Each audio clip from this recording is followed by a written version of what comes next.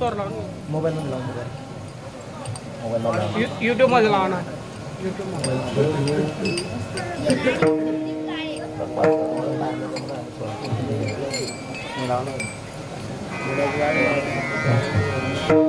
हरी हर हर हर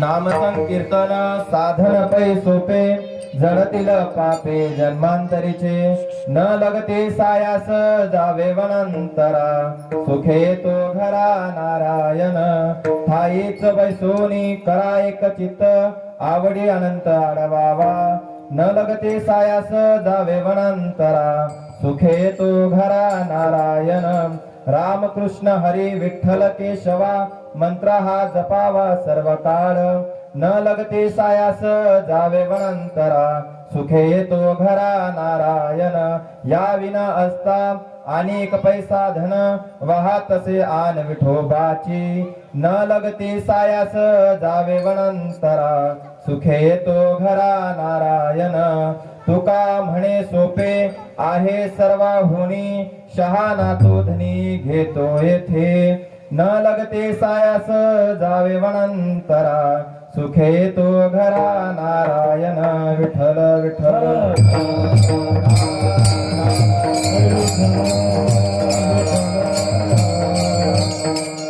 महायोग पीठे तठे भीमरथ्यां वरं पुंडरीकाय दातुं मुनीन्द्रे समागत्य तिष्ठं तमानन्दकन्दं परब्रह्मलिङ्गं भजे पाण्डुरङ्गं पाण्डुरङ्गा करो प्रथम नमः पाण्डुरङ्गा करो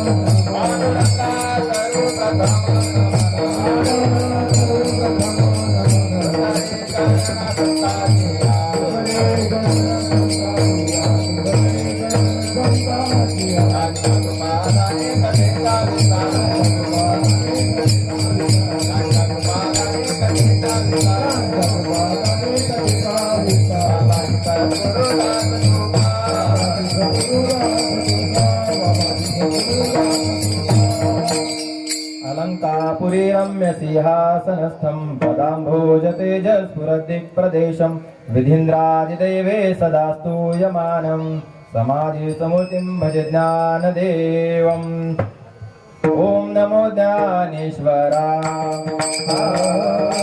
ओम नमो ज्ञानेश्वरा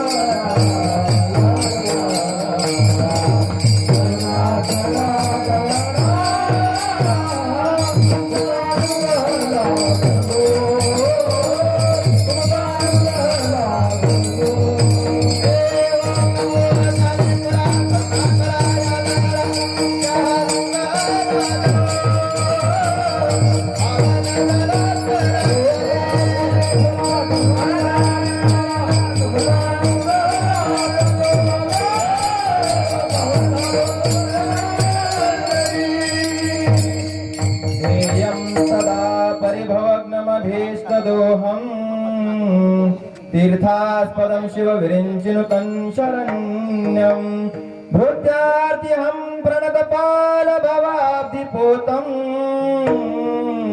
वन्दे महापुरुषते चरणारविन्दं जय जय श्री राधारमण जय जय नवल किशोर जय गोपी चित चोर प्रभु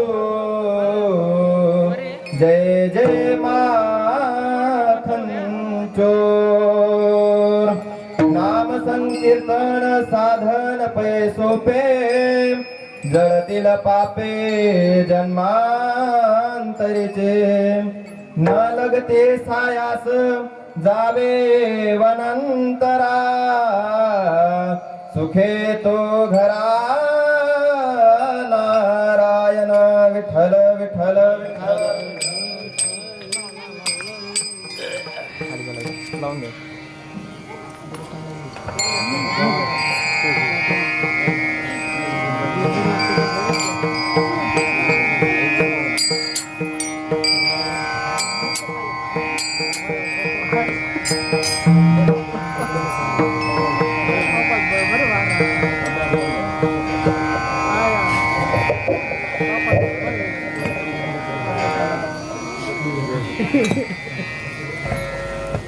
त्याचं काय तुम्ही अभिनय बघून घ्या. तुमच्या समोर आपण किती समोर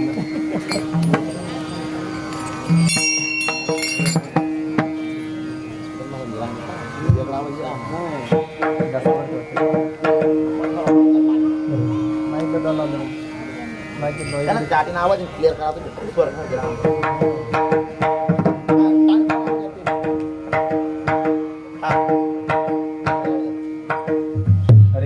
विठ्ठल विठ्ठल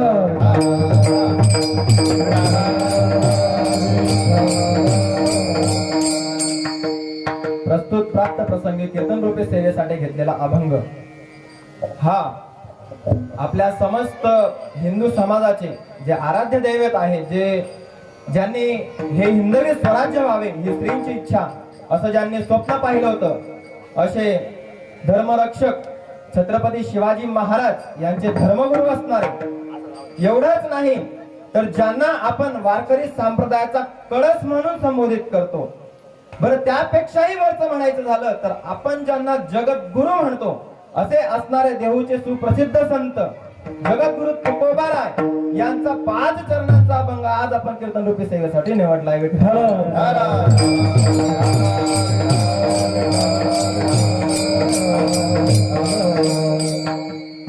आणि आपल्या सावदा नगरीतील भजनी मंडळ असो किंवा गावकरी असतील, नव्हेच एवढंच नाही तर जे सकल संत असतील यांच्या कृपा आशीर्वादाने ही जी आजची पहिल्या दिवसाची कीर्तन सेवा आहे ही माझ्यासारख्या पामराच्या पदरी पडली, हे माझं भाग्य. आणि माझ्या कीर्तनाला ज्यांची साथ आहे असे असणारे आमचे मोहन महाराज, खर तर त्यांच्या नावातच मोहन आहे, नावातच मोहन आहे. अगदी आवाज त्यांचा एवढा सुरेख की अतिशय मन मोहून जातं. आणि दुसरे गायनाचार्य आमचे दत्तात्रय महाराज पाटोंदेकर अतिशय सुंदर गातात महाराज, आपला आवाज पण सुंदर आहे. आणि तसेच मृदुंगाला साथ असणारे हरिभक्त परायण गोपाल महाराज कोटलीकर अंतुर्ले भागात अंतुर्ले, ते पण माझ्या कीर्तनात पखवाजाचा साथ देत आहेत.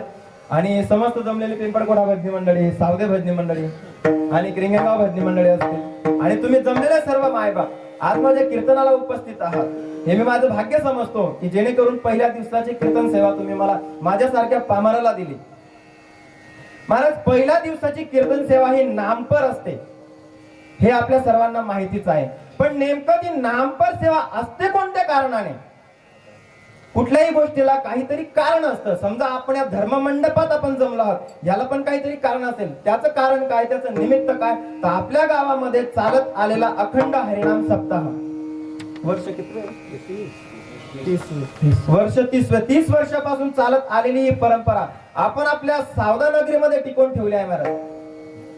आणि आजकाल तर अशी कुठे टिकत नाही महाराज. एवढी जुनी परंपरा असते ना, होतात बऱ्याच गावात सप्त्या होतात, पण कधी 5 वर्ष 10 वर्ष जास्त नाही. पण आपण 30 वर्षापासून ही सेवा टिकवत आहात.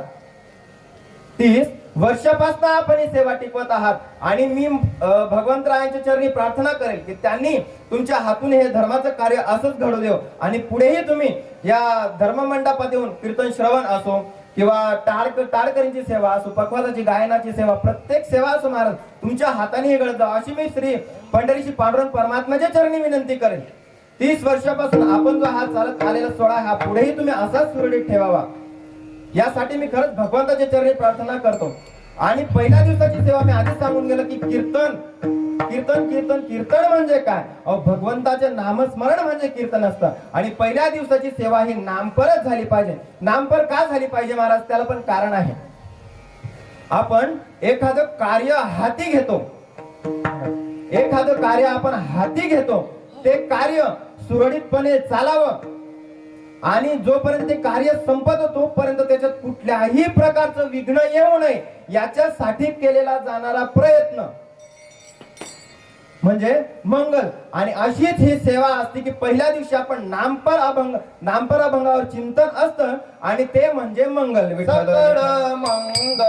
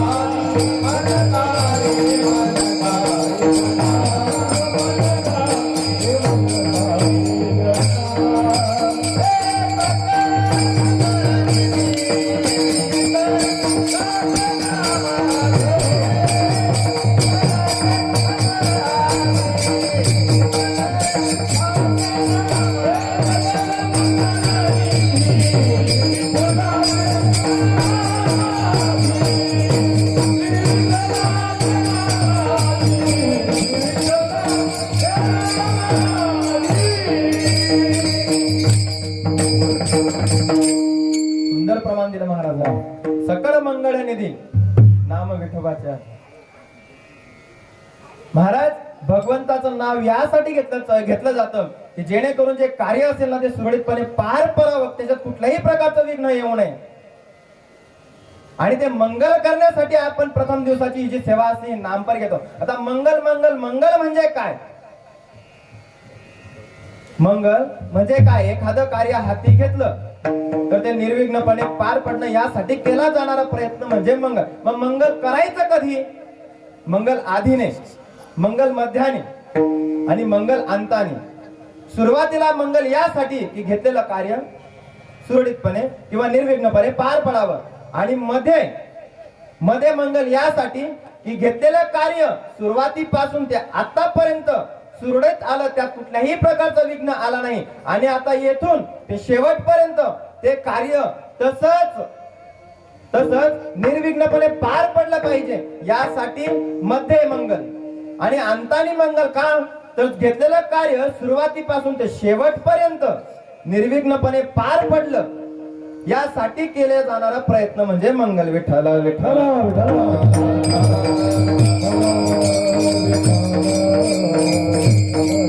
विघ्न विनाशनानुकूल म्हणजे काय? विघ्न विनाशनानुकूल जोपर्यंत आपण ते कार्य हाती घेतलं आणि ते जात नाही, ते शेवटाला जात नाही, तेही कसं निर्विघ्नपणे यासाठी करतोय तो प्रयत्न म्हणजे मंगल. मग मंगल म्हणजे काय? महाराजांनी सांगितलं सकळ मंगळ निधी. सकळच म्हणजे काय? सकळ मंगळ निधी काय आहे? तर भगवंताचं नाम चिंतन म्हणजे सकळ मंगळ निधी. आणि आपल्याला आज आपल्या पहिल्या दिवसाच्या कीर्तन सेवेमध्ये नामाचं महत्वच बघायचं आहे की भगवंताचं नाव किती महत्वाचं आहे आणि त्याच्याने आपल्याला कुठल्या कुठल्या प्रकारचा फायदा येऊ शकतो. तुकोबारायांना काहीच गरज नाही महाराज तुम्हाला आम्हाला उपदेश करण्याची. ते संत आहेत, उपदेश करतीलच. पण आपल्यासारख्या पामरांना का हो? आपण तर तुकोबारांना पाहिलंही नाही, आपण फक्त त्यांचे विचार ऐकतो. संत आहेत महाराज, त्यांचा उपदेश करण्याचा अधिकार आहे. पण त्यांनी काय बघून आपल्याला उपदेश केलाय? काय बघून? याचा कधी आपण विचार करतो का? तुकोबाराय महाराज जर पाहिलं तर ते होते संत. आणि संत कसे असतात? संत कसे असतात? त्यांच्या ठिकाणी कुठल्याही प्रकारचा लोभ नसतो. स्वतःच्या शरीराची तर त्यांना जाणीवच नसते. स्वतःच्या शरीराची जाणीव नसते आणि परोपकारासाठी संत जन्म घेतात. देह परवीते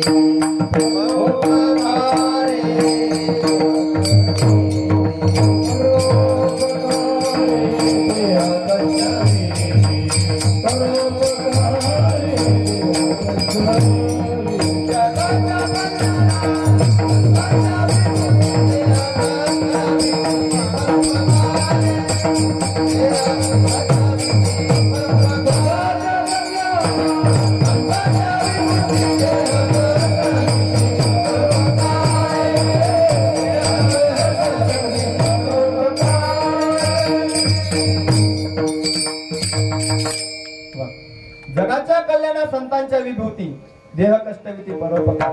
संतांचा स्वभावच आहे महाराज की दुसऱ्याच्या कल्याणासाठी आपलं जीवन व्यतीत करावं. सोपं गोड उदाहरण सांगून जाईल महाराज की संतांमध्ये आणि वैद्यामध्ये जास्त फरक नाही.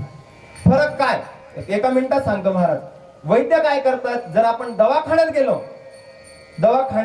गेलो आणि आपल्याला एखादी रोग व्याधी झालेली असली तर ती बरी होण्यासाठी यदा कदाचित आपल्या शरीराचं एखादं जे अंग असतं ते शरीरापासून वेगळं केलं जातं आणि ते करण्यासाठी जे डॉक्टर असतात ते काय करतात, एखादं अवजार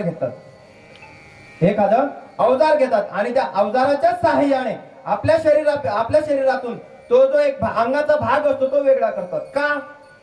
आपलं जीवन वाचलं पाहिजे, आपण काहीतरी दिवस अजून जगलं पाहिजे यासाठी. मात्र संतांमध्ये आणि त्या सारखंच संतांचंही तसंच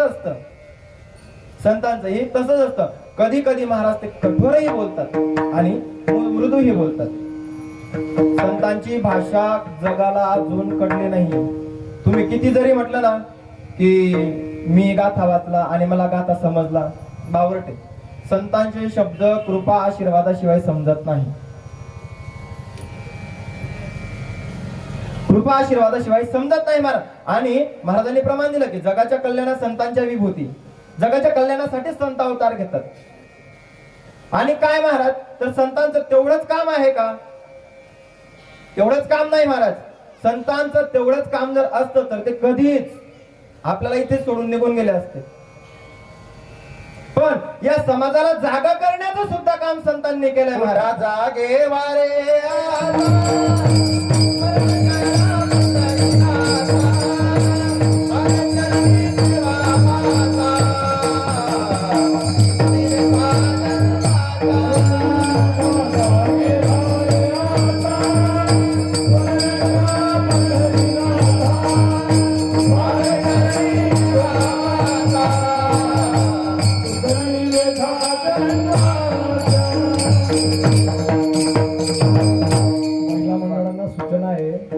मागच्या महिन्यांना जागा नाहीये, एवढी जागा थोडे पुढे सरकून घ्यावं. तिथं कोणी येणार आहे का? थोडे पुढे सरका. सरकारला पुढे. मला सुरुवातीला वाटलं ना एवढा मंडळ करेल, पहिला दिवस आहे. बसा ना इकडं, पुढेच बसा. सरका पुढे सरका. इकडे पुढे बसा. इथं आलेल्या महिला मंडळात बसा. इथंच मागे जागा नाहीये, बसा इथंच.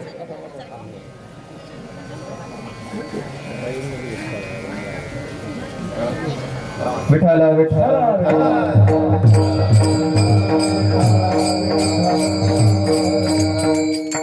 आणि आजची कीर्तन सेवा महाराज, आजचा जी तिथी आहे ती आहे द्वितीया. काल एकादश झाली आणि आजची द्वितीया. आणि या द्वितीयेचं सुद्धा महत्व आहे महाराज.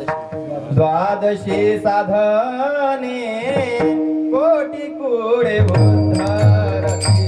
द्वादशी साधने कोटी कुडे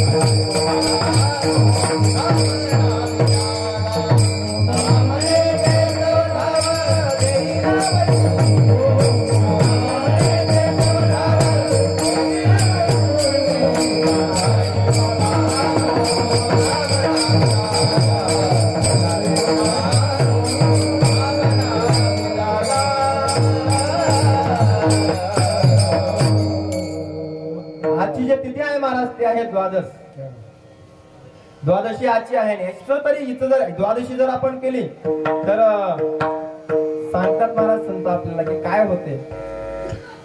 नामा म्हणे केशव ठाव देईल वैकुंठी, हे पुण्य द्वादशीच आहे. द्वादशी आपल्या भागात माहिती नाही महाराज, तसा कोणी करत नाही, आपण आनंदीलाच करतो महाराज.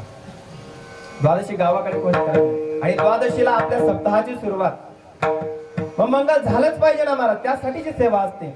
4 कीर्तनकार बांधलेले असतात.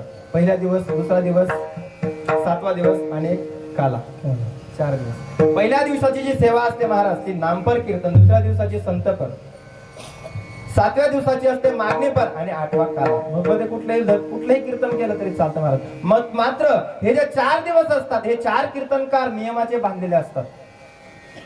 आणि माझ्यासारख्या पामराला त्या योग्यतेचं तुम्ही समजला आणि आजची ही कीर्तन सेवा मला दिली, हे माझं भाग्य आहेच. पण सावदेकर जी मंडळी आहे महाराज यांचं माझ्यावरील नितांत प्रेम आहे. आणि तेच नाही, गावातील मंडळी असतील, तुमच्यासारखे मायबाप असतील. आणि आजची ही कीर्तन सेवा माझ्याकडे आहे. आपण काय बघतोय महाराज, तर नामाचं महत्व बघतोय. आणि नाव म्हणजे नेमकं काय महाराज, व्याकरण दृष्टी जर पाहिली ना तर एखादी गोष्ट सांगण्याकरिता किंवा दर्शविण्याकरिता जो शब्द उच्चारला जातो त्याला नाव असे म्हणतात. मग ते कुठलीही गोष्ट असो. आपण जर असं म्हटलं की बघा तो रस्त्याने एक माणूस जात आहे, अरे मुलांना मागे नाही रे, इकडे मी व्याकरण सांगतो तुम्हाला. विठाला विठाला विठाला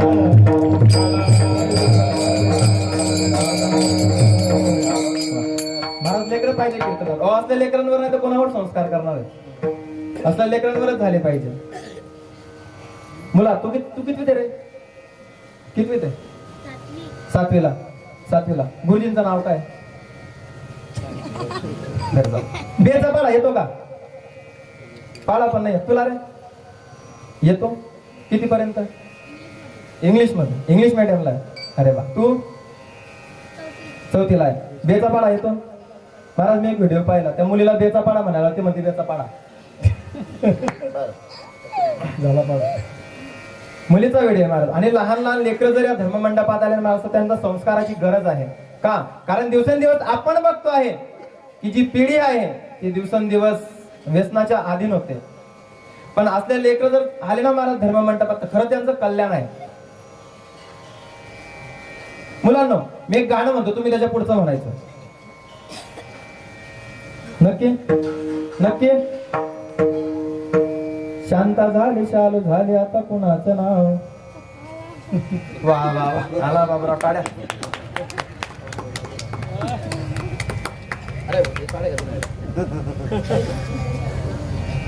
ट्रेंडिंग मध्ये आता एक नवीन मूवी निघाली आहे महाराज, छावा. कोणी पाहिला? एकाने नाही पाहिला महाराज. वा महाराज, त्यात जरा बघा की संभाजीराजे आई गेल्यानंतर छत्रपती शिवाजी महाराजांनी त्यांचा सांभाळ केला. आणि नुसता सांभाळ नाही केला तर त्यांना धर्माची शिकवण दिली आहे. आणि तेही कशी? अतिशय नितांत हिंदू धर्मावर प्रेम टिकवून त्यांनी आपल्या मुलाला ही शिकवण दिली महाराज. आणि त्यामध्ये शेवटचं जेव्हा एंडिंग दाखवलंय ना महाराज त्या मूवीची, तेव्हा लास्टला संभाजी महाराज म्हणजे जो काही तो मूवी प्रदर्शित करणारा जो काही वक्ता असेल, त्याच्यामध्ये जो काही हिरो घेतला असेल, त्याने एक मस्त सुंदर असं वाक्य म्हटलं आहे महाराज की एक वाघ होता आणि वाघाच्या मुलाला छावा म्हणतात. महाराज 40 दिवस, 1-2 दिवस नाही, 40 दिवस माझ्या संभाजीराजांना आपल्या शरीराचे तुकडे होताना पाहिलेत महाराज. 40 दिवस मात्र अधर्माच्या पुढे कधी आपली मान झुकू दिली नाही. आणि आता बलिदान मास सुरू होत आहे महाराज, येणाऱ्या 28 तारखेपासून ते 40 दिवसापर्यंत. जे बिचारे हिंदू धर्मावर नितांत प्रेम करतात, संभाजी महाराजांवर प्रेम करतात, ते लोक तो धर्म पाळतात महाराज. तो 40 दिवसाचा जो मास असतो ना महाराज, तो बलिदान मास म्हणून ओळखला जातो. आणि खरंच ते लोक पाळतात महाराज. का? असे लोक झाले पाहिजे महाराज. पण आता सध्या तसे काय लोकांची श्रद्धा असेल महाराज संभाजीराजांवरती की प्राण त्यागले पण इतरत्र दुसऱ्या धर्माचं आचरण केलं नाही महाराज, किंवा आपल्या माना दुसऱ्या धर्मापुढे झोकवल्या नाहीत. आणि आताच्या जे पिढीमध्ये जे तरुण आहेत ना महाराज, 2 घोट मारले की आमचे जवळ येतात. तुमच्यात हिंमत असेल तर 2 घोट पिऊन दाखवा. आम्ही कुठे त्यांच्या नादाला लागणार आहेत महाराज. थोडा विषयांतर होईल, पण आपण ज्या धर्मामध्ये ज्या संस्कृतीमध्ये आलो आहोत त्याची आपल्याला जाणीव पाहिजे. आणि ते जाणीव कशाने येईल, तशा धर्म मंडपात आल्यावर त्याची आपल्याला जाणीव होते. आणि अशा धर्म मंडपातच नाही महाराज, तर घरी आई वडिलांची शिकवण सुद्धा मुलांना तशीच पाहिजे. त्याशिवाय ह्या गोष्टी साध्य होत नाहीत. भगवंताचं नामस्मरण जर केलं महाराज तर त्याचं पुण्य काय होतं, त्याचं पुण्य काय होतं आपण 1-2 मिनिटाच्या दृष्टांतामध्ये बघू महाराज. जेव्हा या सृष्टीवर कोठेच काहीच नव्हतं, जेव्हा पहिले कोठेच नव्हते काही, पहिले कोठेच नव्हते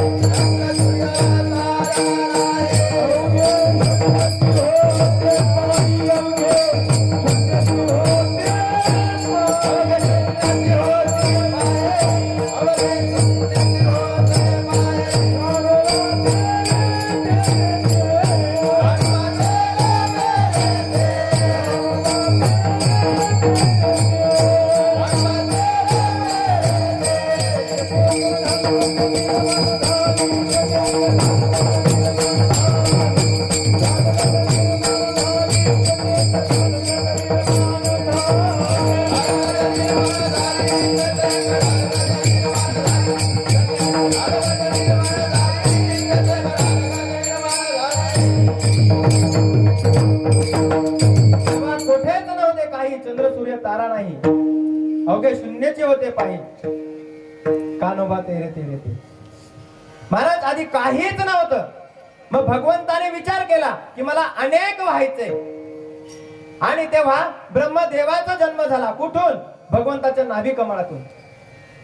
आणि जेव्हा ब्रह्मदेवाला तर काहीच घडलं नाही. जेव्हा त्यांचा जन्म झाला तेव्हा सर्वत्र ते बघू लागले. त्यांची इच्छा झाली की आपण चोहीकडे बघावं, आणि अचानक त्यांना 4 मुख प्रगट झाली. ब्रह्मदेवाला जेव्हा 4 मुख प्रगट झाली, ते चहूबाजूला बघू लागले तर त्यांना कुठेच काहीच दिसलं नाही.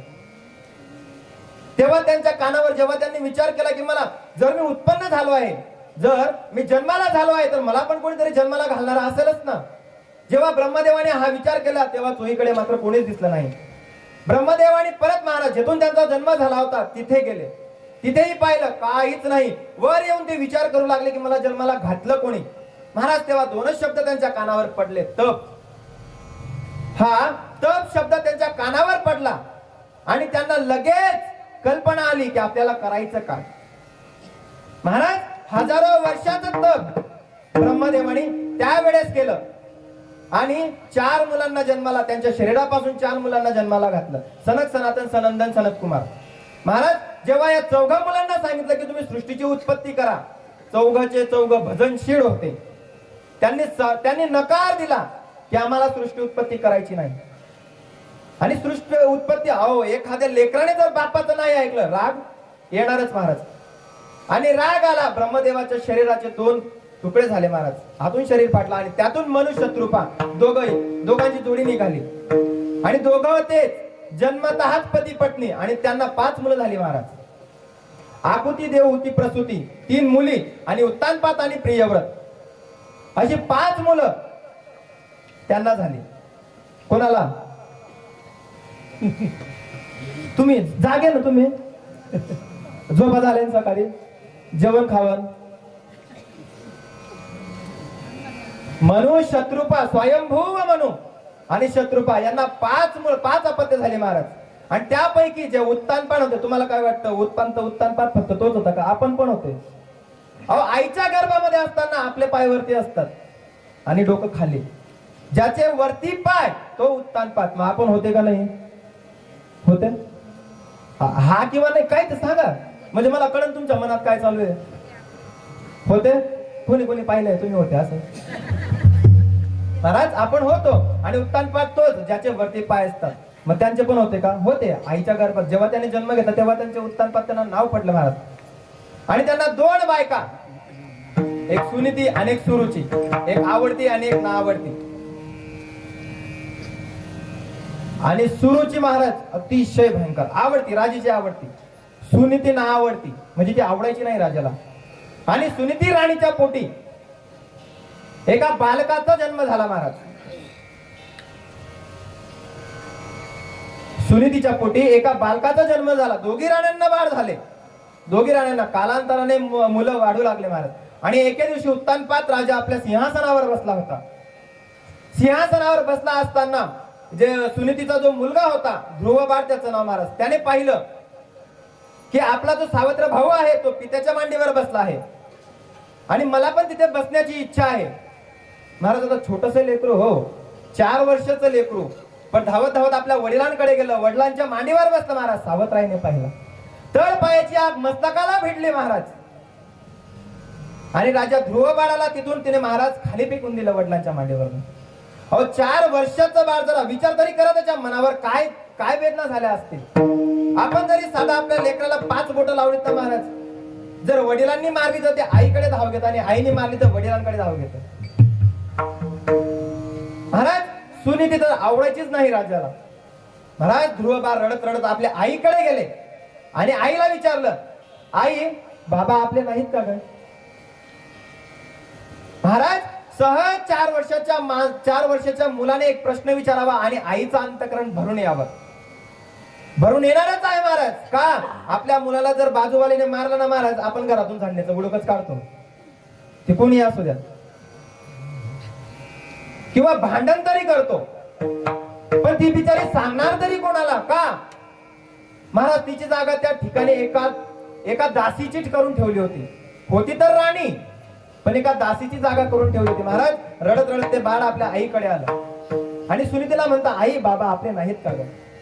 तेव्हा सुनीती म्हणते, बाळा होय, हे राज्यही आपलंच आहे आणि तुझे बाबाही आपलेच आहे. तेव्हा ध्रुवबाळ सांगू लागला, आई मी बाबाच्या मांडीवरती बसण्याची इच्छा प्रकट केली ग आणि बसलो. सावत्री आई आली आणि सावत्र आईने मला बाबांच्या मांडीवर खाली उतरवून दिलं आणि माझ्या कमरेमध्ये लात मारली. महाराज जेव्हा हे शब्द आईच्या कानावर पडले, तिचं अंतःकरण काय म्हटलं असेल महाराज.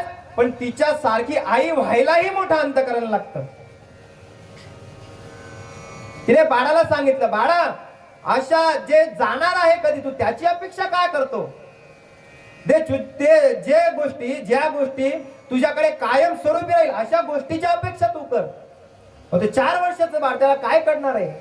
अपेक्षा काय, अनपेक्षित काय, चांगलं काय, वाईट काय? महाराज तो आईला विचारू लागला, आई मी काय करू की मला ते बाबांच्या मांडीवर बसण्याची जागा मला भेटेल?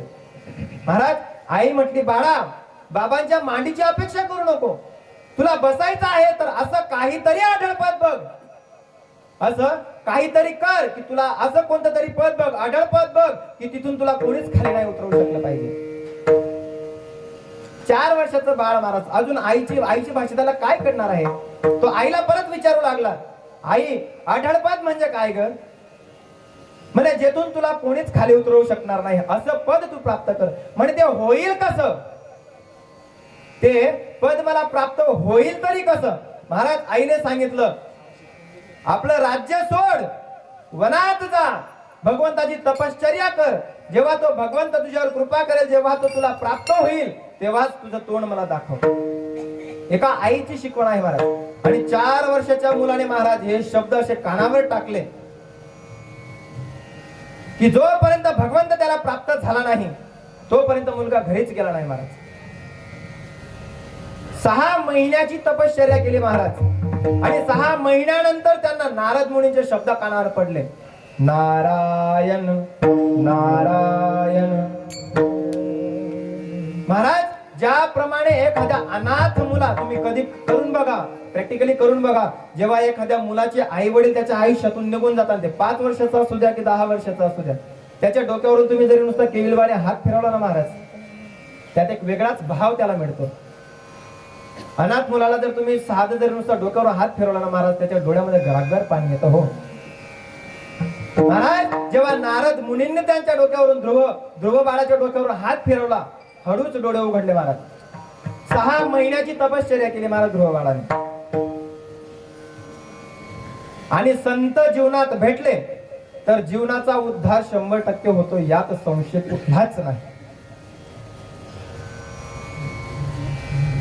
यात संशय कुठलाच नाही. संतांची भेट आपल्या जीवनामध्ये तेवढीच महत्वाची आहे की जेवढ्याला आपल्याला जीवन जगण्यासाठी पैसा आणि तुमची आता मालमत्ता जेवढी कामाची, तेवढेच तुमच्या जीवनात संत सुद्धा कामाचे आहे.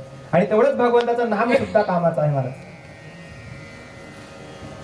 का? ज्यांना संत भेटतात त्यांचा पाळा पंढरीनाथ पाडतो महाराज. पाडील त्याचा पंढरीनाथ, पाडील त्याचा पंढरीनाथ.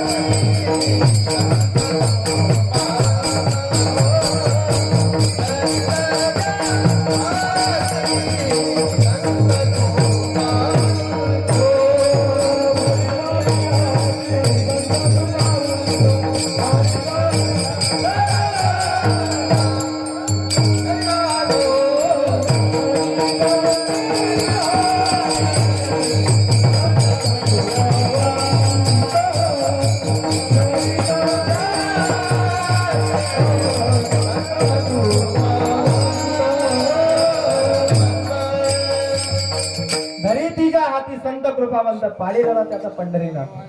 महाराज, संतांची कृपा झाली की तुम्हाला देव भेट देतोच. आणि ध्रुवबाळ जो वनात गेला होता तो योग करण्यासाठी गेला होता महाराज, तपश्चर्या करण्यासाठी गेला होता. आणि ज्याच्या अंगात तपश्चर्या आहे ना महाराज, ज्याच्या जीवनात तपश्चर्या आणि योग ज्याच्या जीवनात आहे त्याला कायमस्वरूपी दुःखच येतं महाराज.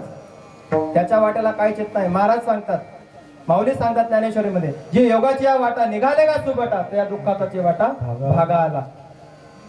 ज्याच्या जीवनामध्ये योग तप आहे, हे आधी होतं, आता नाही. आधी तुम्हाला जर भगवंत प्राप्ती करायची असेल तर जे मागचे 3 युग होते त्यामध्ये तुम्हाला जप तप अनुष्ठान यज्ञ यादी हे करावी लागायची. आता तसं नाही. मग आता साधन तरी काय? आता साधन तरी काय? ते साधन करण्यासाठी महाराज ध्रुवजी वनात गेले होते. त्यांना नारद मुनींची भेट झाली. परिणाम अडळपद भगवंताची प्राप्ती. अडळपदी बाळ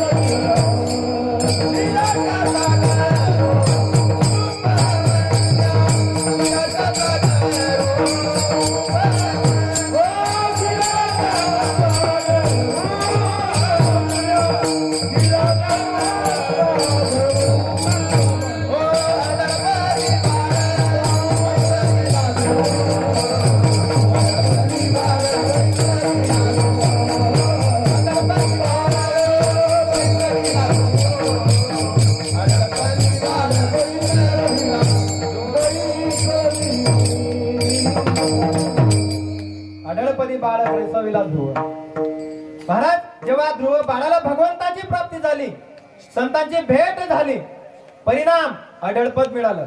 आज जरी आपण बघितलं ना महाराज, चंद्राच्या बाजूला आपल्याला एक तारा दिसतो, तोच म्हणजे ध्रुव भाग. अढळपद कोण काढेल? खाली कोणीच उतरवू शकत नाही. अहो त्या काळात कोणी उतरवलं नाही, आता कोण उतरवणार आहे? मान्य आहे की आताच जे युग आहे ते चंद्रावर जातंय, परंतु त्यांना इथे आणण्याची अजून कोणाची हिंमत नाही झाली आणि होणार पण नाही. का? ते फक्त भगवंताच्या हातातच आहे, आपल्या हातात नाही.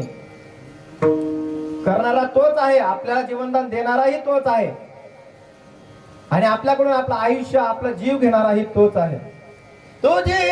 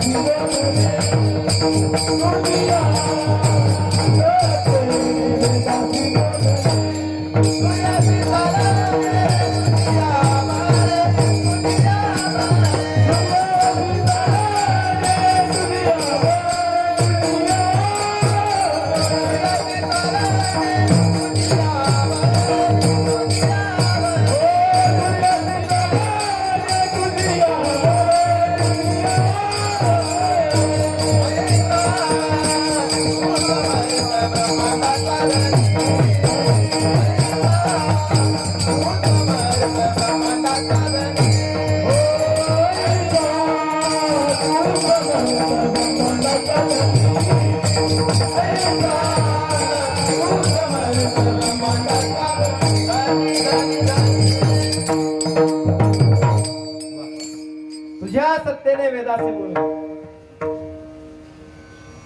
महाराज, त्याच्या इच्छेशिवाय झाडाचं पान सुद्धा हालत नाही. आपण तर भरपूर लांबची गोष्ट आहे. अढळपद ध्रुव बाणाला प्राप्त झालं महाराज. परिणाम 36 वर्ष राज्य केलं, 36,000 वर्ष राज्य केलं आणि जेव्हा वैकुंठाला गेले तेव्हा आपल्या सोबत आपल्या आईला घेऊन गेले. ही आहे नामस्मरणाची ही आहे नामस्मरणाची ताकद. महाराज, असं नामस्मरण जर आपण घेतलं, तर आपल्या जीवनातील काय काय बदल होऊ शकतो हे सांगतात महाराज अभंगाच्या पहिल्या चरणात. संकीर्तन साधन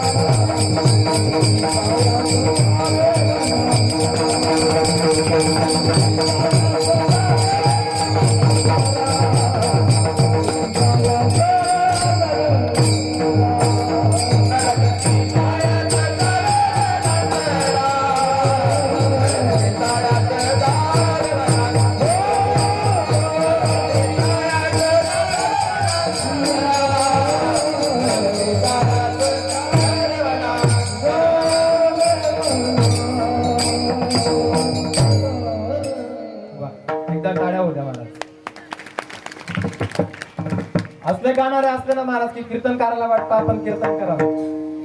आणि तुमच्यासारखे प्रेम, मला तर सुरुवातीला असं वाटलं होतं की आज काही टायादी किराणा नाही. माता मौला नंतर वाटल्या, पण आनंद झाला महाराज की तुमच्या गावामध्ये श्रोतावर्ग बराच आहे. नाही तर कुठल्या एखाद्या ठिकाणी गेलो ना महाराज की जास्तीत जास्त 2-4 म्हाताऱ्या माणसं दिसतील बस. नवीन पिढी तर अजिबात नाही. अभंगाचं पहिल्या चरणात महाराज सांगतात की नाम संकीर्तन साधन पै सोपे, आणि त्याचं फलप्राप्ती म्हणजे काय तर जडतील पापे जन्मांतरीचे. कारण काय महाराज तुकाराम महाराज आपल्याला काय करायला सांगतात की नाम संकीर्तन. आता नाम म्हणजे काय, आपण जेव्हा जन्माला येतो तेव्हा आपल्याला नाव नसतं, नंतर आपलं काहीतरी नाव ठेवलं जातं, तेव्हा आपल्याला कोणी जर त्या नावाने हाक मारली तर आपण ओ देतो. ज्ञानोबा आपल्या ज्ञानेश्वरी सांगतात महाराज, उपजलिया बालकाशी नाव नाही तयापाशी, ठेविले नावेसी हो देत असे. जेव्हा एखादा व्यक्ती आपल्याला नावाने हाक मारतो तेव्हा आपल्याला कळतं की हा बाबा तो आपल्याला आवाज देतोय. पण तुकाराम महाराज आपल्याला सांगतात की तुम्ही नाम संकीर्तन करा, पण ते कोणाचं करा, कोणाचं, तुमच्या आमच्या सारख्याचं अजिबात नाही महाराज. संकीर्तन कोणाचं, भगवंताचं. त्याने काय होईल, आपले जे जन्मोजन्मीचे पाप असतील, आपला एकच जन्म नाही महाराज, आपण अनादी कालातून आपण कित्येक योनी भोगून आलो आहेत, तेव्हा आपल्याला कुठे हा मनुष्य जन्म प्राप्त झालाय. आणि मनुष्य देह हा सहजासहजी मिळत नाही. काहीतरी भाग्य म्हणा किंवा तुम्ही जे मागच्या जन्मोजन्मीमध्ये पाप केला असेल त्याचं कुठेतरी खंडन झालं असेल, तेव्हा तुम्हाला मनुष्य देह प्राप्त झाला. नरदेह दुर्लभ जाणार तुम्ही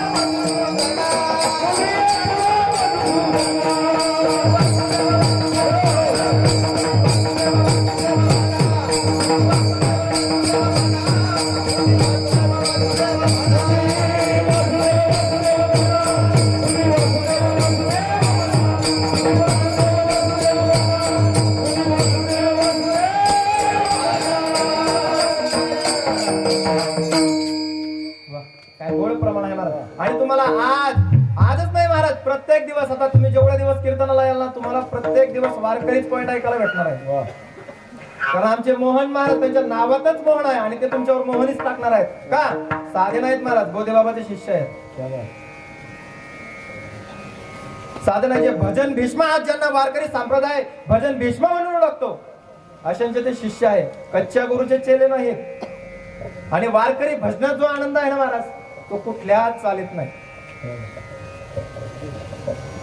कुठल्याच चालीत नाही महाराज. वारकरी ते वारकरीच आहे. यादच नाही, सकाळी जरी आपल्या कानावर शब्द पडले ना, रूप पाहता लोचनी, गोडवा. जे वारकरी भजनामध्ये जो गोडवा आहे ना महाराज, तो कशातच नाही. का मला सांगायचं एवढंच आहे महाराज की जे नामस्मरण तुकोबरायांनी आपल्याला सांगितलं त्याने फलप्राप्ती. कारण काय होते, एखाद्याने जर आपल्याला एखादी गोष्ट सांगितली, एखाद्याने आपल्याला काही काम सांगितलं, आपण त्याला लगेच विचारतो काय देणार. घरामध्ये जर एखादा लहान मुलगा असेल, लहान मुलाला जर आपण सांगितलं की बाळा जा रे दुकानातून ही वस्तू घेऊन ये, तो पहिले एकच सांगत माय कितला रुपये देशी. ते जात नाही महाराज ते कार्ट. का त्याला स्वतःचा फायदा करून घ्यायचा आहे. मात्र तुकोबरायांचा याच्यामध्ये फायदा तरी काय आहे हो, ते आपल्याला उपदेश करतायत. मग त्यांचा काहीतरी हेतू असेल ना, काहीतरी हेतू असेल ना महाराज. मग असा हेतू तुकोबारायांचा नक्की असेल तरी काय महाराज, ते साधू आहेत. आणि साधूचा मूळचा, साधू जर ओळखायचा असेल तर त्याचे काही लक्षण असतात. जे का रंजले गांजले त्याशी म्हणे जो आपुले तोचे साधू ओळखावा देव तेची जागा. जे काही त्यांना म्हणजे दुःख असलं तरी दुःख वाटत नाही, सुख असलं तरी सुख वाटत नाही, त्यांना एकच ध्येय काय, भगवंताचं नामस्मरण. तुकोबाराय महाराज एवढं नामस्मरण करायचे की ते स्वतः म्हणायचे, माझी मज झाली अनावर वाचा. चंदया नामाचा एकनाथे चंदया नामाचा.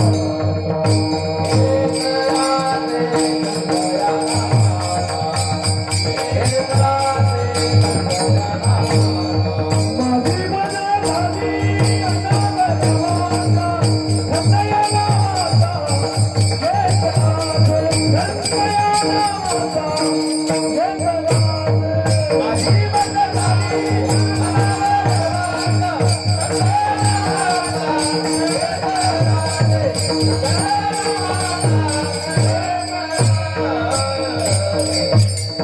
तुकोबारायांची जी वाचा होती, जे त्यांचे शब्द होते, त्यांना आवर नव्हते महाराज. ते आवर घालू शकत नव्हते स्वतःच्या जिभेवर. आपल्या जिभेवर आपलं तरी कुठे ताबा असतो. रस्त्याने जरी कोणी गेलं सहज त्याच्या बाबतीमध्ये मागे लगेच कुठं सोडून जात. ते अशी ते फलन ते बोलणं, याच्यात आयुष्य नाही महाराज. याच्यात आयुष्य घालवू नका. काय, जेव्हा ध्रुव बाळ जेव्हा वनात कशासाठी गेले होते, तपश्चर्या करण्यासाठी. का, त्यावेळेस महाराज वनाशिवाय दुसरा पर्यायच नव्हता.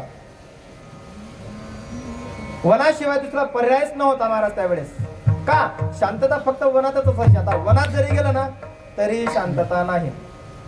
आणि आपल्याला कुठेच जावं लागणार नाही, कुठेच नाही, वनात सुद्धा जावं लागणार नाही महाराज. आणि तो भगवंत परमात्मा कुठे येईल महाराज सांगतात अभंगाच्या नलगती सायास जावे वनांतरा, नलगती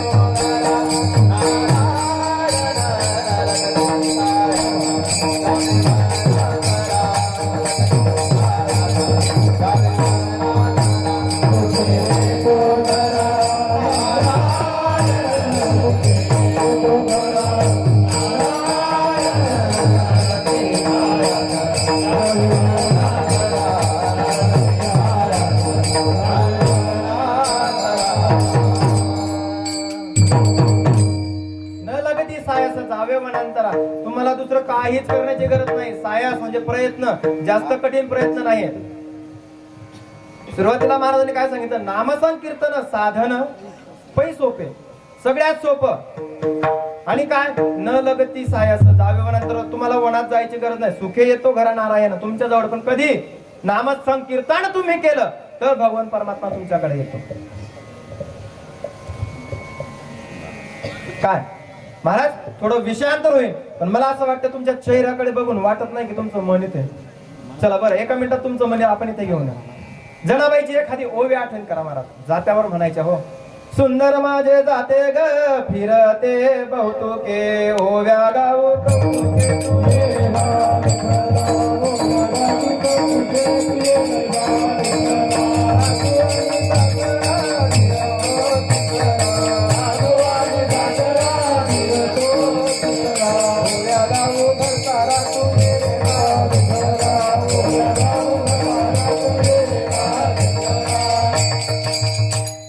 माता मावल्या हे जनाबाईच्या ओव्या होत्या.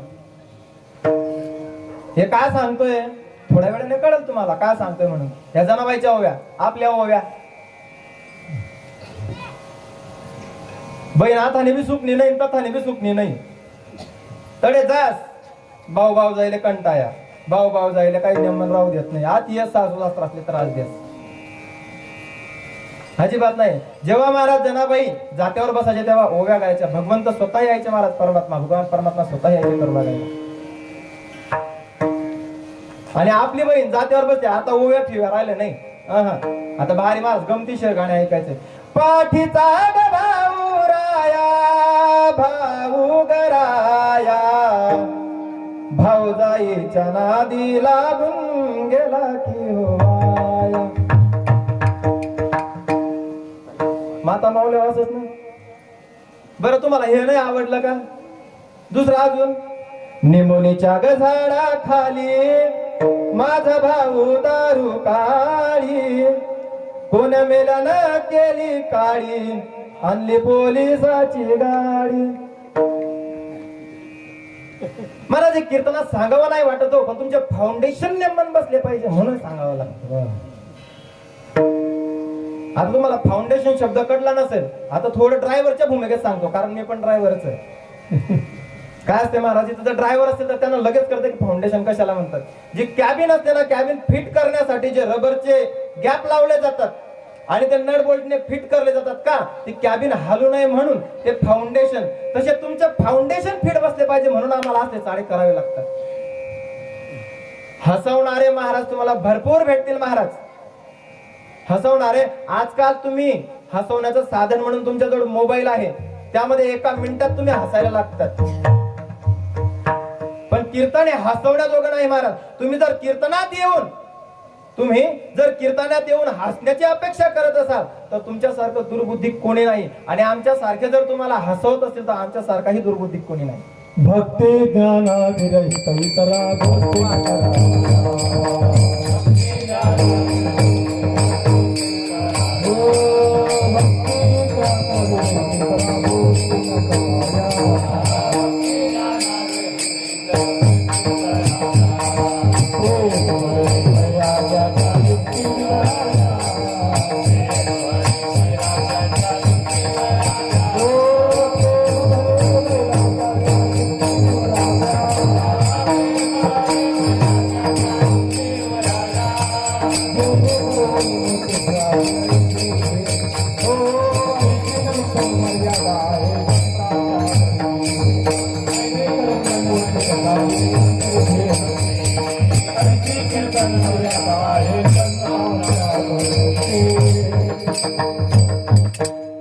कीर्तनात जर एखाद्याची स्तुती केली ना महाराज, त्याला सुद्धा छत्र मान्यता देत नाही. का?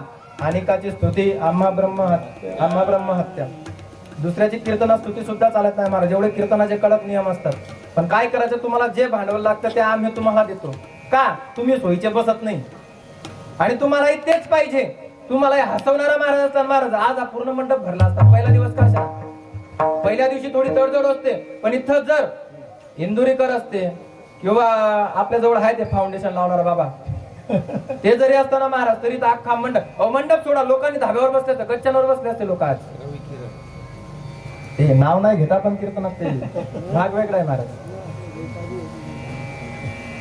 कीर्तनात तेच सांगितलं पाहिजे, हे उपयुक्त आहे, अनपेक्षित नाही सांगायचं महाराज. आणि तुकोबाला आपल्याला तसंच सांगतात. काय? नामसंकीर्तनाची ताकद काय आहे, त्याने तुमचं काय होतं, मागच्या जन्मजन्मीचं जे पाप असतं ते पाप समूळ नष्ट होतं. आणि त्यासाठी तुम्हाला कुठेच जाण्याची गरज नाही. न लगती सायास जावे वनांतरान सुखे येतो घरा नारायण. बरं, मग हे नामस्मरण करायचं तरी कुठे, हे नामस्मरण करायचं तरी कुठे? महाराज सांगतात अभंगाच्या 3ऱ्या चरणात,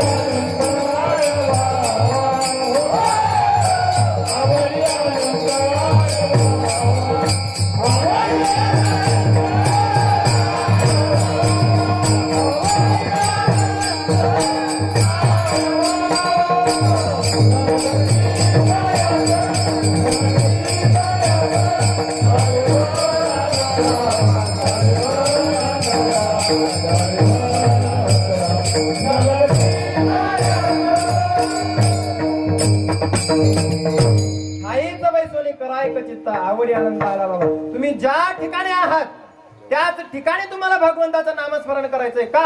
आवडी अनंत आडवावा. त्याला आडवा कुठे? आपल्या वाचेवर, आपल्या जिभेवर त्याला आडवा. परिणाम तुम्हाला आधीच सांगितला की त्याचा परिणाम काय. आणि एवढं सोपं साधन तुम्हाला कोणीच सांगत नाही महाराज. आणि सोपं सांगण्याचं कारण तरी काय? सोपं सांगण्याचं कारण तरी काय? कारण का लोकांना सध्या सवय पडली आयत खाऊ. सर्वांना आयत पाहिजे आणि तेच काम संतही करतात. आयत तर त्याच्यामध्ये अजून विषय असा आहे की सुलभ ते सोपं साधन पाहिजे. कारण का अवघड सांगितल्यावर कोणीच करत नाही. अवघड कामे न करी सांगता सुलभ बहुता गोड वाटे. सोपे वर्म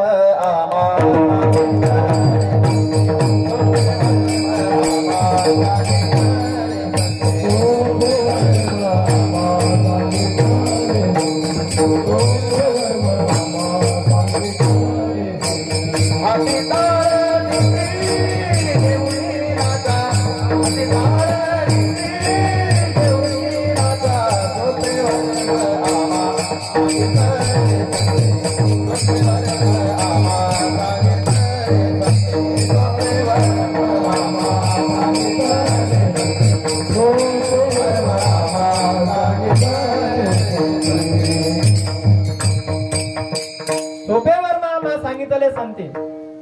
सोपं वर्म आहे तरी काय? अहो जो सर्वात सोपा मार्ग आहे तो माऊली सुद्धा सांगतात ना महाराज. ज्ञानदेव म्हणे नाम हे सुलभ सर्वत्र दुर्लभ वेळ जाणे. मग ते नाव जर तुमच्या मुखात येईल पण त्यासाठी तुमच्या अंतःकरणामध्ये भगवंताविषयी तळमळ पाहिजे महाराज. त्या नावाविषयी तुम्हाला तळमळ पाहिजे. का? कारण भगवंतालाच अजून नामाची ताकद माहिती नाही. ज्याचं नाव आपण घेतो त्यालाच त्या नामाची ताकद माहिती नाही. काय झालं? जेव्हा भगवान प्रभू रामचंद्रांना लंकेला जायचं होतं, जेव्हा त्यांना लंकेला जायचं होतं तेव्हा जे त्यांच्या सैन्यामध्ये नळनी नावाचे जे 2 सैनिक होते त्यांना आशीर्वाद प्राप्त होता महाराज. पण नुसता आशीर्वादच नाही, त्यांना जोड मिळाली. कशाची? राम नावाची. प्रत्येक दगडावरती राम नाव लिहायचं आणि तो पाण्यात टाकायचा महाराज. परिणाम दगड तरली. आणि प्रभू रामचंद्रांनी हे आश्चर्य पाहिलं की माझं नाव या दगडांवर लिहितायत आणि तो दगड तरत नाही. आणि या नामाचं नाम धारक तर मी आहे, म्हणजे नाव तर माझंच आहे. मग मी तरी फेकलं तरी का नाही? मग का तो का नाही तरत? हे भगवंताला सुद्धा कळलं नाही महाराज. तुझा नामाचा महिमा, तुझा नामाचा महिमा.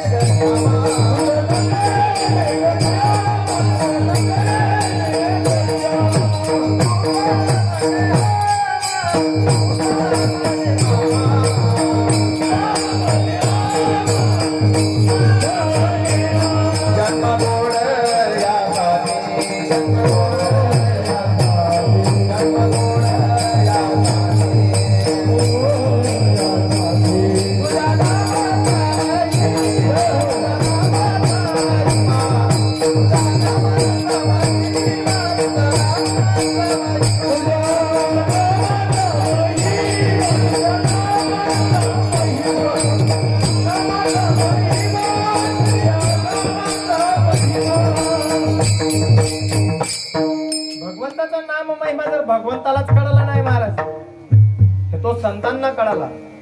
का? संत दुसरे तिथे कोणीच नाही महाराज. देवते संत, देवते संत, देवते संत, देवते संत. निमित्तच्या प्रतिमा, निमित्तच्या प्रतिमा.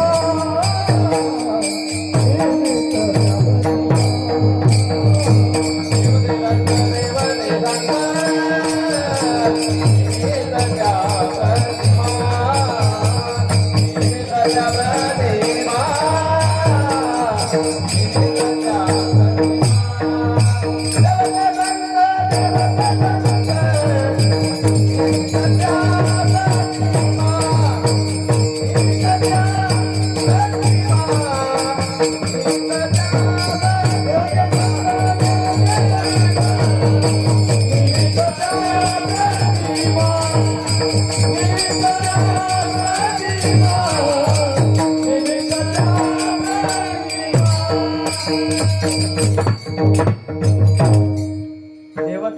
देवते संत निमित्त त्या प्रतिमा. आपण जे काही बघतो महाराजा फक्त एक मूर्त्या आहेत. आणि असो काही का निमित्त तरी आहे की आपण पूजा तरी करतो. आणि का संतांचं हे आपल्या जीवनात येणं तेवढंच महत्वाचं. केवढं महत्वाचं एका मिनिटात सांगतो महाराज. तुम्ही जर वाडल्या कोळीचं नाव ऐकलं असेल तर दृष्टांत लक्षात येईल. माहिती आहे ना, ज्यांनी रामायण लिहिलं ते वाल्मिक ऋषी. आधी होते वाल्ह्या कोळी. ते काय करायचे, वाट सरुणे जो कोणी जात असेल त्याला आळवायचं, त्याच्याकडे जे काही धन वगैरे असेल ते लुटायचं आणि त्याला मारून टाकायचं. आणि काय करायचं, त्याच्या नावाचा एक एवढा दगड घ्यायचा आणि तो आपल्या घरी असलेल्या रांजणात टाकायचा. मला 7 रांजणं भरली. विचार करा किती लोक मारले असतील. मात्र हे कुठेतरी थांबलं पाहिजे हे संतांना वाटलं. आणि तेव्हा नारद मुनी आले. नारद मुनी फार मोठे संत आहेत महाराज. हो, ध्रुवजी आणि प्रल्हादजी सारखे ज्यांचे शिष्य आहेत ते नारदजी. आपल्याला फक्त काल्याच्या कीर्तनात तेवढंच सांगितलं जाते की तो बाबा आग लावणार आहे. महाराज संतांनी जर रागारागात तुम्हाला जरी काही एकदम शब्द बोलले आणि ते तुमचं हितचिंतकच आहेत. त्याच्याने तुमचं हित आणि हितच होतं महाराज, दुसरं काही नाही. आपलं चांगलंच होणार हे संतांचे शब्द असतात. त्यावर कधीच आपण संशय घेऊ नका. संतांच्या शब्दांवर जर आपण संशय घेतला तर तुमच्यासारखा माझ्यासारखा मूर्ख इथे कोणीच नाही. महाराज जेव्हा नारद महर्षींची त्यांना भेट झाली, नारद महर्षींना त्यांनी आवडवलं. म्हणे अय विनावाला बाबा, म्हणे बोला, म्हणे तुझ्याकडे जे काय असेल ते मला देऊन टाक. म्हणे बाबा असं आहे, धोबी का कुत्ता ना घर का ना घाट का. म्हणे असं आहे, मी कायम फिरत असतो, माझ्याजवळ फक्त एक विना, अंगावर काहीतरी जे असतील ते तेवढंच आहे. म्हणे तुला जे पाहिजे ते घे. महाराज नारद मुनीने जेव्हा सांगितलं तेव्हा तो नारद मुनीने त्याला सांगितलं की बाबा ठीक आहे, तू जे काय करतोय ते ठीक आहे, हे तुझ्या तू पालन पोषणासाठी करत असेल. मात्र माझं तुला काहीतरी सांगणं आहे, तेवढं तरी ऐकून घेशील का. तेव्हा वाल्या कोणीने विचार केला की याला तर आपल्याला मारायचंच आहे, मग हा शेवटचं काय म्हणतो ऐकून तरी घ्यावं. महाराज ऐकण्याचा परिणाम असा की जेव्हा नारद महर्षी सांगायला लागले विठ्ठल विठ्ठल विठ्ठल,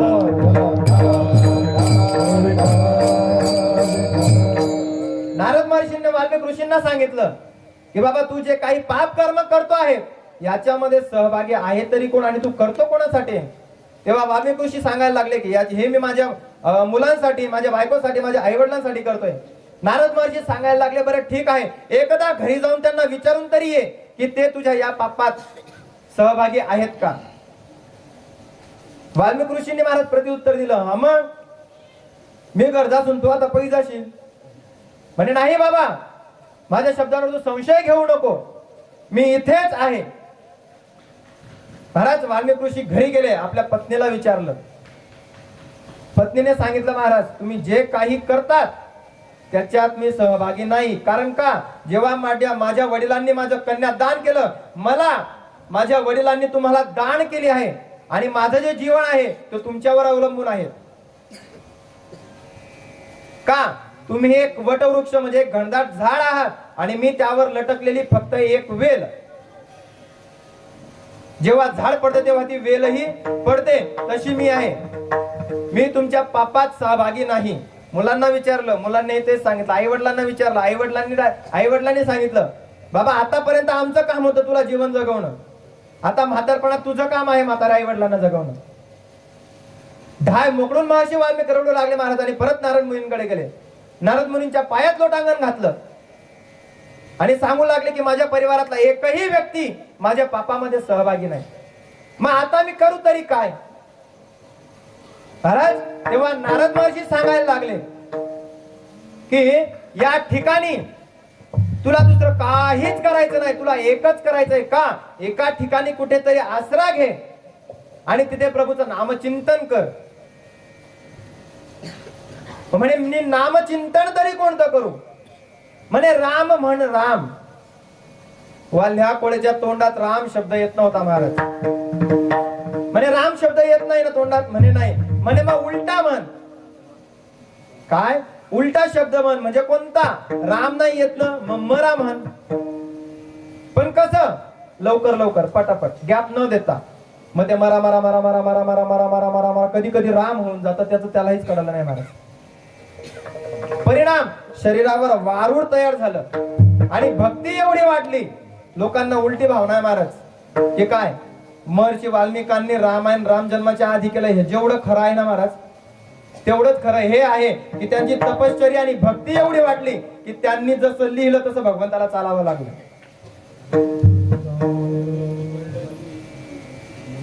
कोणीची कीर्ती वाढली गहना, कोणीची कीर्ती वाढली गहना.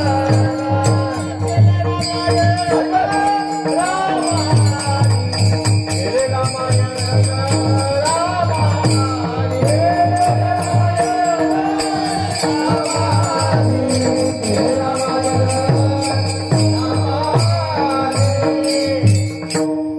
कोळीयाची कीर्ती वाढली गहन केले रामायण रामाआधी. बोलीला वाल्मिक तैसे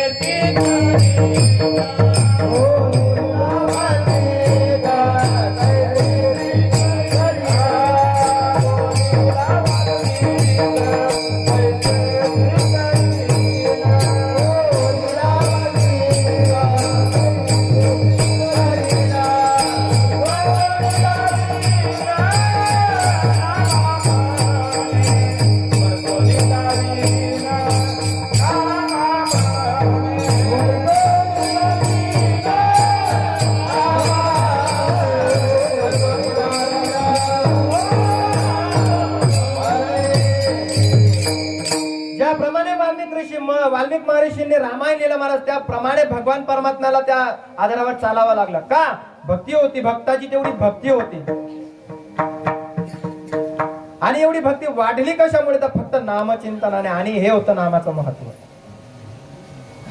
आणि एवढंच नाही महाराज तर म्हणणार राम फक्त रामच का हो.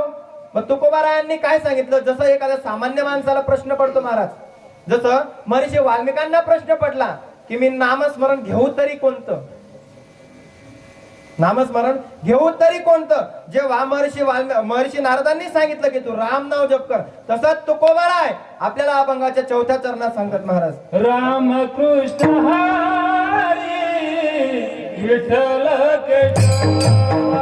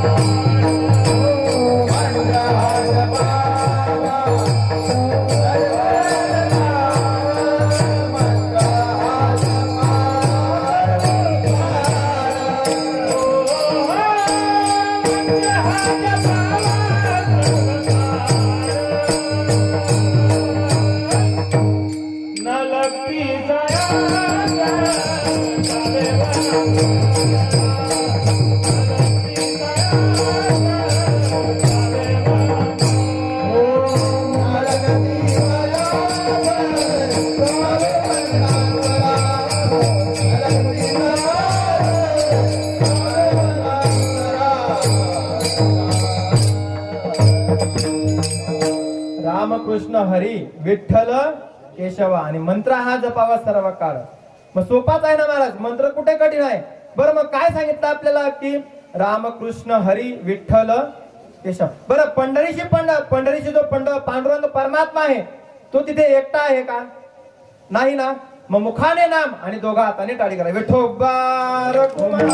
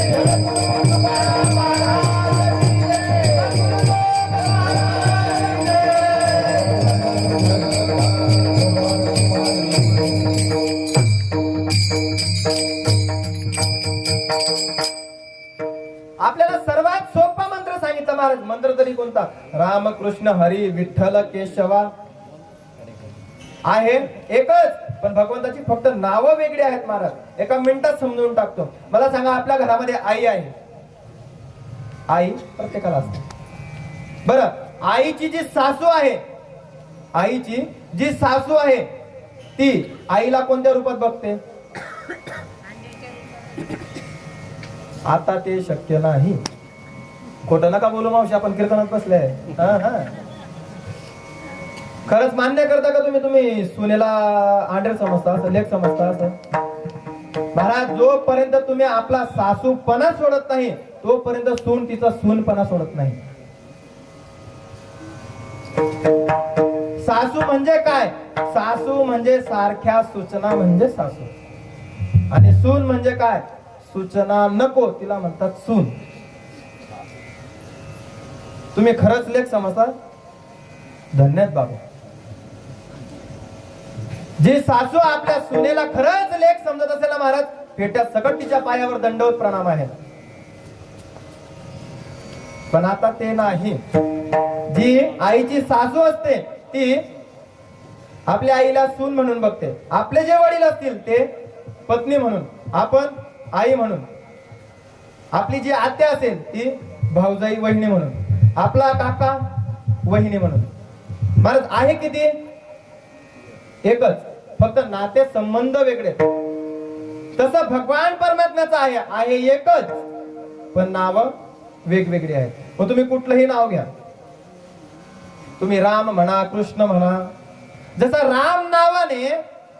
राम नावाने महर्षी वाल्मिकांचा उद्धार झाला, तसाच कृष्ण नावाने महाराज मीराबाईचा उद्धार झाला.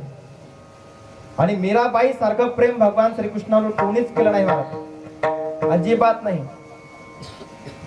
कारण का? तेवढं प्रेम भगवंतावरच होतं. लहानपणापासूनच भगवंताला आपलंसं करून घेतलं होतं महाराज. एक मीराबाईंचं सुंदरचं पद आहे महाराज. जो प्रेम गली में आए नहीं वो प्रेम निभाना क्या जाने. जो प्रेम गली में जिसने कभी प्रेम किया ही नहीं प्रियतम का ठिकाना क्या जाने. जो प्रेम गली में ये दुनिया गोरख धंधा है, सब जग माया में अंधा है. जिस अंधे ने प्रभु को देखा नहीं वो रूप बताना क्या जाने. जो प्रेम गली में. महाराज मीराबाई सारखं प्रेम भगवंतावर अजूनपर्यंत कोणीच केलं नाही. एक दृष्टांत सांगतो महाराजांनी आपल्या कीर्तनात, आपण पुढे सरकू.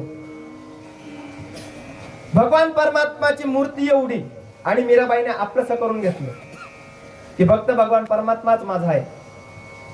आणि तो कसा काय झाला महाराज? जेव्हा मीराबाई 5 ते 6 वर्षाच्या होत्या तेव्हा एक याचक, एक भिकारी त्याच्या द्वारावर आला आणि त्याच्याजवळ भगवान परमात्म्याची मूर्ती होती. आणि ती मूर्ती त्याने गळ्यात अशी हातात धरली महाराज, गळ्यात टांगली, त्याचं जे काय असेल ते. आणि तो मीराबाईच्या दरवाज्यावर आला महाराज. दरवाजा ठोकला आणि मीराबाईंची आई घरातून आली आणि त्यांच्यासोबत मीराबाई सुद्धा आल्या. त्यांनी पाहिलं की एका याचकाच्या हातामध्ये भगवान श्रीकृष्ण आहेत. आणि तिने विचारलं की बाबा, हे भगवान परमात्मा तुमच्या जवळ का आहेत? हे आहेत तरी कोण? आता तो याचक महाराज, आणि या लोकांचं भरपूर खतरनाक काम असतं. असे एवढे जबरदस्त पटवतात ना महाराज, एकच नंबर. एखादं जर आलं ना घरी, ते पोथी पुराणवालं, ते लवकर येतं. आणि त्याच्या महाराज त्यांच्या फंद्यामध्ये जर कोणी लवकर अडकत असं, महिला मंडळ तर तुमचा नंबर पहिला आहे. तुम्हाला जर कोणी सांगू द्याला की ह्या बाबाच्या पायाला हात लावून हे ते फल प्राप्त होतं, तुम्ही एका रात्रीत त्याचं तंगड नाही काढून आणलं तर सांगा बा. एखादा जर घरी आला ना महाराज, तुम्हाला सांगतो, आई तुम्ही लई कष्ट घेतात माय, तुम्ही लई पैसा कमवता, तुमच्याजवळ पैसा टिकत नाही. तुम्ही म्हणता, हो बाबा बाई तुम्ही लई कष्ट करतात पण तुमचा नवरा चांगला नाही. हा बाबा मग तो बिचारा कितला का चांगला आहे ना. भाई तुमच्या हातावर मला सरळ दिसत आहे बाई की तुमच्या आयुष्यात पुढे राजयोग येणार आहे. खरंच बाबा? बाई तर अशी मस्त फुली जास. बाबा लगेच सांगत बाई 3,500 रुपयाने पूजा करणी पडेल. माय तर लगेच घरला डबल आमाय काढलंय झाल्या बाबा. मला तर असं वाटतं उद्यापासून कीर्तन सोडून द्या तेच करा. असल्या भोंदू बाबांच्या नादात लागू नका. ऐसे कैसे झाले साधू कर्म करुणी म्हणती, ऐसे कैसे झाले भोंदू कर्म करुणी म्हणते साधू. तुम्हाला जर लागायचंच आहे ना महाराज तर भगवंताच्या चिंतनात लागा. तुम्ही कुठल्याही प्रकारे काहीच नाही. तुम्हाला मंत्र काय सांगितलं तुकोबारायांनी? रामकृष्ण हरी विठ्ठल केशवा. आणि कधी मंत्र हा जपावा सर्व काळ. तुम्ही अगदी पोड्या लाटा किंवा कोणाला शिवीगाळ जरी केली तरी जरी तुम्ही देवाचं नाव घेतलं तरी ते चांगलं आहे महाराज.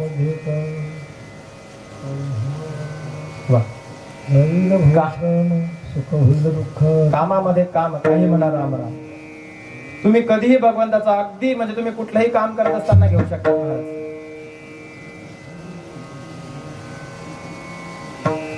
आणि तेच नाही आणि तसंच भगवंताचं नामस्मरण जेव्हा तो याचक मीराबाईच्या दरवाजात आला तेव्हा त्या मीराबाईंनी विचारलं की हा भगवान परमात्मा हे मूर्ती आहे तरी कोणाची? तेव्हा त्या याचकाने सांगावं महाराज की हा भगवान परमात्मा या सृष्टीचा करता धरता आहे. आणि याच्याकडे जरी तुम्ही कुठलीही गोष्ट मागितली तरी हा सहजपणे तुम्हाला देतो. किंवा तुम्ही जरी नुसता मनात जरी संकल्प केला की मला ही वस्तू पाहिजे तरी ती तुमच्या समोर येते. तुम्हाला भगवंत जर तुम्ही आपलासा करून घेतला ना महाराज तुम्हाला मागण्याचीच गरज नाही. का? भगवान परमात्मा आहेच तेवढा दयाळू. महाराज ती मूर्ती मीराबाईने त्या याचकाला सांगितली की बाबा तुम्ही हा जो भगवान परमात्मा आहे हा तुम्ही मला देऊन टाका. विचार केला याचकाने की जर मी या मुलीला जर भगवान परमात्मा देऊन टाकले तर आपला धंदा बंद. महाराज दिले नाही. परिणाम मीराबाई पूर्ण दिवस रडत राहिल्या, रात्री सुद्धा रडत राहिल्या. कोणासाठी? भगवान परमात्मासाठी. परिणाम जो याचक मूर्ती घरी घेऊन गेला होता महाराज रात्री भगवान परमात्म्याने अक्राळ विक्राळ रूप त्याला दाखवलं आणि सांगितलं की तुझ्या जवळ माझी काही गरज नाही, तुझ्यामध्ये तेवढा भावच नाही. तू मला उचल आणि त्या मीराबाईकडे देऊन ये. ही भक्ती मीराबाईंची होती महाराज. कोणत्या? 4 वर्षाच्या वयात. 4 वर्षाच्या वयात माझ्या मीराबाईकडे ही भक्ती असेल आणि आपलं 4 वर्षाचं पोरग. महाराज लहान लहान मुलं आजकाल जर आपण पाहतो ना महाराज तर लहान लहान मुलं व्यसनाधीन झालेत. भरपूर ड्रायव्हर लाईन मध्ये खूप आहेत महाराज. का? आपण त्यातून बाहेर निघालोय. ड्रायव्हर लाईन सोडा. आजकाल जर तुम्ही गावात जरी पाहिले ना तरी व्यसनाधीन झाले. महर्षी वाल्मिकांनी महाराज नामस्मरण केलं. त्याच्या आधी ते काय करायचे? लोकांना मारायचे, लुबाडायचे. ते असं नाही का ते मांस वगैरे खात नव्हते. कारण का? त्यावेळेस महाराज खायला आता त्यांना जसा पर्याय सुचवतो तसं ते परिवारासाठी करत होते. पण परिणाम काय झाला? नामस्मरण केलं आणि भक्ती वाढली. मग तेवढं आताची पिढी करू शकत नाही का? बरेच जण म्हणतात हा लॉकडाऊन मा माडा काट टाक्यात आता बोंबला सुटी राहणार. तेच नाही महाराज म्हातारे माणसं सुद्धा म्हणतात आत्या नापवल्या बी घ्या.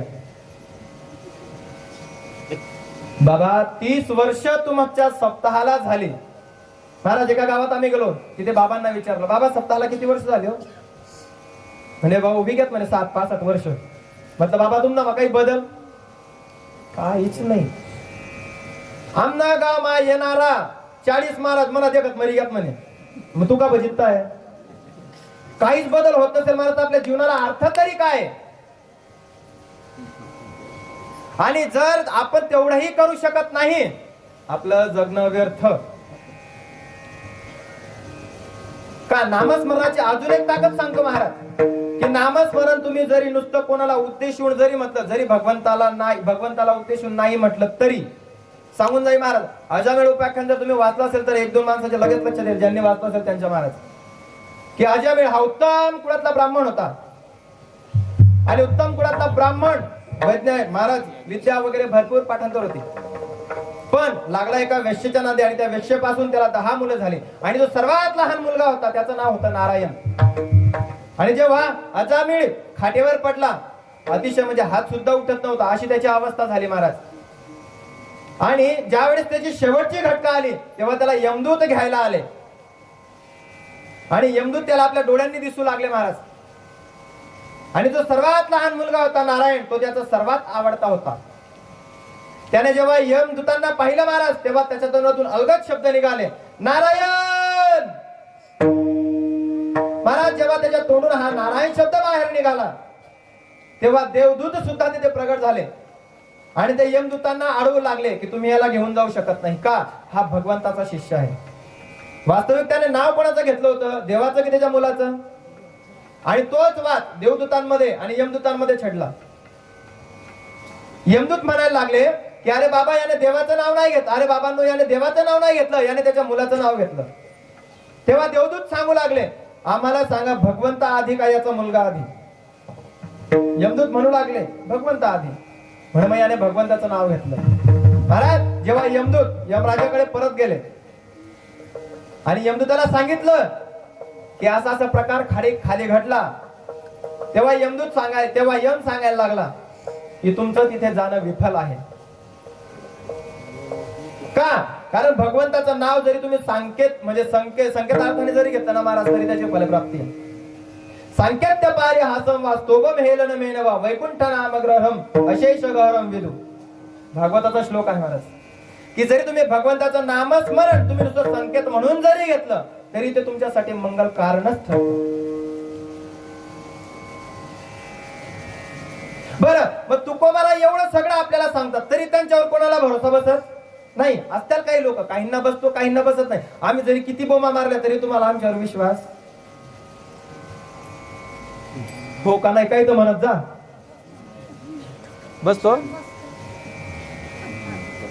महाराज तसा एखादा याचक तुकोबारायांना सांगतो की तुकोबाराय तुम्ही जसं आम्हाला सांगितलं की रामकृष्ण हरी विठ्ठल केशव मंत्र हा जपावा सर्व काळ, याच्यावर आम्हाला भरोसा नाही. याची काहीतरी आम्हाला अशी काहीतरी शाश्वती द्या की जेणेकरून आम्हाला ती गोष्ट खरी वाटेल. आणि तीच शाश्वती महाराज अभंगाच्या 5व्या चरणात देतात.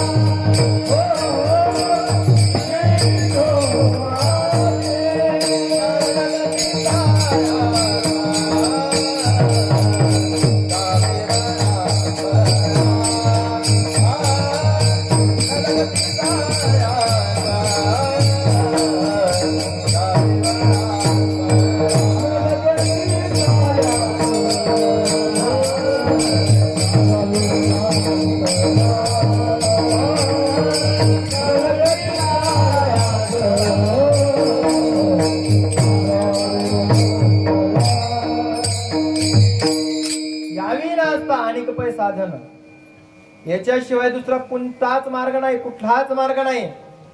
का तुम्हाला खरं भासत नसेल ना तर तुकोबाराय सांगतात काय भगवंताची शपथ घेतात की जे साधन मी केलंय ते तुम्ही करा. आणि महाराज एवढंच नाही तर तुकोबाराय सांगतात की असं जे मी सांगतो आहे ते कोणता माणूस करतो. अभंगाच्या शेवटच्या चरणात सोपे आय सर्वा भोळे कामरे सोपे आय सर्वा भोळे कामरे सोपे आय सर्वा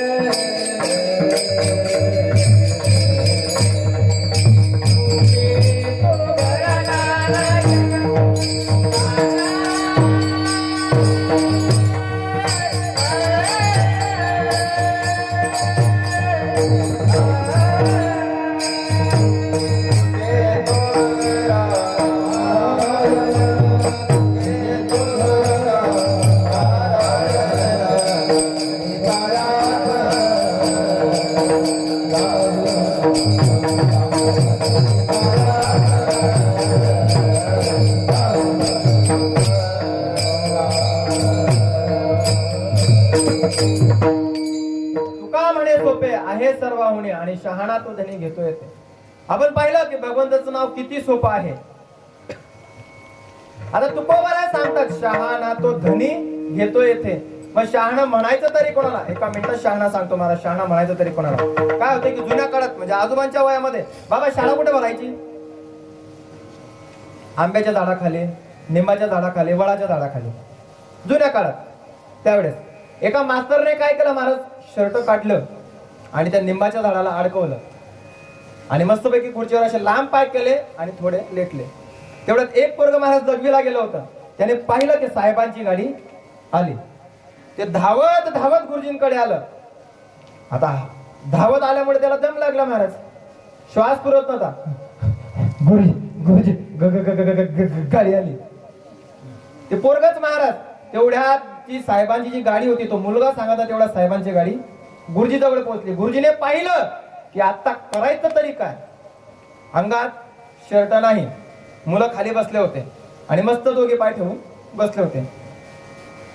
साहेबांनी ते पाहिलं आणि गुरुजींच्या लगेच महाराज गुरुजींनी युक्ती लढवली. गुरुजींनी एक पाय असा खुर्चीवर ठेवला, एक पाय खाली ठेवला आणि एका पायावर उभे राहिले आणि एक पाय असा खुर्चीवर ठेवला आणि मुलांना सांगायला लागले, मुलांनो याला पाय, याला मांडी म्हणतात. थोडे खाली सरकले, मुलांनो याला पोटरी म्हणतात. बरं थोडे वरती आले, मुलांनो याला पोट म्हणतात. बरं अजून थोडे वरती आले, मुलांनो हिला छाती म्हणतात. मुलांनो हे बघा याला दंड म्हणतात, याला बोटा म्हणतात. युक्ती गुरुजीने लढवली महाराज. परिणाम जो बिचारा अधिकारी होता ढसा ढसा रडू लागला. आणि गुरुजी यंदा ना आदर्श शिक्षक ना पुरस्कार तुमलेच देते. त्याला म्हणतात महाराष्ट्रानं काय की ज्या जागी आहे ती जागा, ज्या जागी आपल्याला चूक झाली ती लगेच सावरून घेणं, त्याला म्हणतात शहाणा.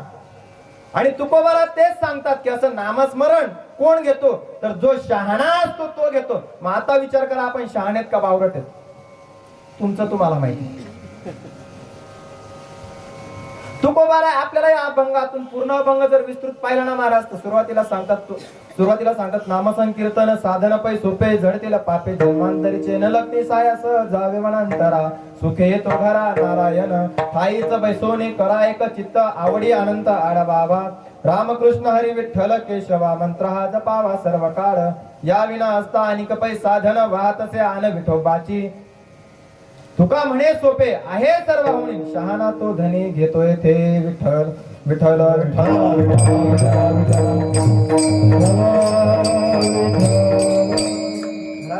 आजची ही जी कीर्तन सेवा होती ती आपल्या ग्रामस्थ मंडळी सुरेश दादा असतील, आमचे सीताराम काका असतील, रामचंद्र दादा मिस्त्री असतील, या सर्व भजनी मंडळाच्या माध्यमाने ही कीर्तन रूपी सेवा माझ्यापर्यंत पोहोचली.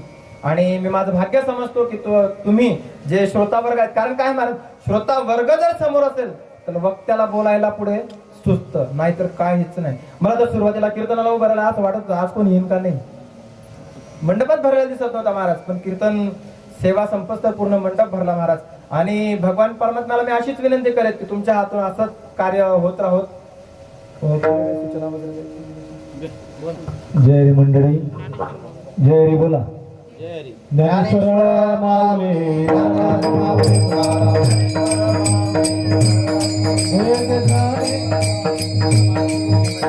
विठ्ठल जय जय विठ्ठल.